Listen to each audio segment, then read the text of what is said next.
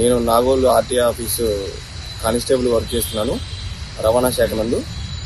నేను డ్యూటీ చేసే క్రమంలో మా ఆఫీస్ ఆవరణలో ఒక చెట్టుకి ఒక పక్షి వేలాడుతూ అన్నదని మా తోటి మిత్రులు వెంకటనారాయణ రెడ్డి చెప్తే నేను వెళ్లి చూడటం జరిగింది. అక్కడ అది చూస్తే అది ఒక రెక్క మొత్తం కూడా ఒక చైనా మాంజ చుట్టుకొని ఉంది. అది చుట్టుకొని ఉంది ఒక రెక్కతో. అది మరి 24 hours నుంచి అది స్ట్రగుల్ అవుతుంది అనుకుంటా.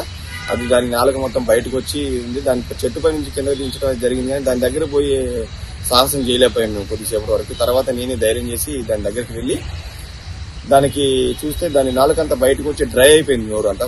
ఫస్ట్ దానికి వాటర్ తాపించాను. వాటర్ తాపించిన తర్వాత దాన్ని రెస్క్యూ చేయడం జరిగింది. ఇది మనం అందరం తెలుగు భాషలో దీన్ని ఏమనుకుంటాం అంటే మనం అందరం కూడా గద్ద అని అనుకుంటున్నాం, కానీ ఇది గద్ద జాతికి చెందినా కూడా దీని పేరు వచ్చేసి బ్లాక్ కైట్ అంటారంట.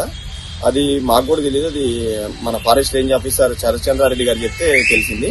అది బ్లాక్ కైట్ ఇది అంతరించిపోతున్న జాతులు ఇది ఒక జాతి అంట. ఇది ప్రపంచవ్యాప్తంగా 60 లక్షల పక్షులు ఉన్నట్లుగా ఒక అంచనా ఉంది.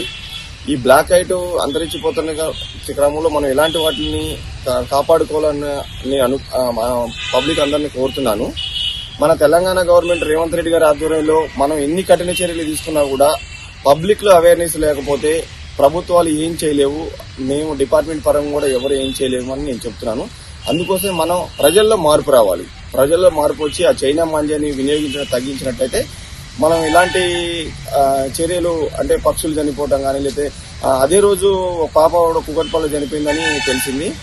నాకు చాలా బాధ అనిపించింది. ఇలాంటి జరగకుండా ఉండాలంటే మనం అందరం కూడా ఈ పబ్లిక్ అవేర్నెస్ కలిగి ఆ చైనా మాంజాలు కొనకుండా వాటికి దూరంగా ఉన్నట్లయితే ఇలాంటి ప్రాణ నష్టాలు జరగకుండా మనం కాపాడగలుగుతామని చెబుతున్నాను.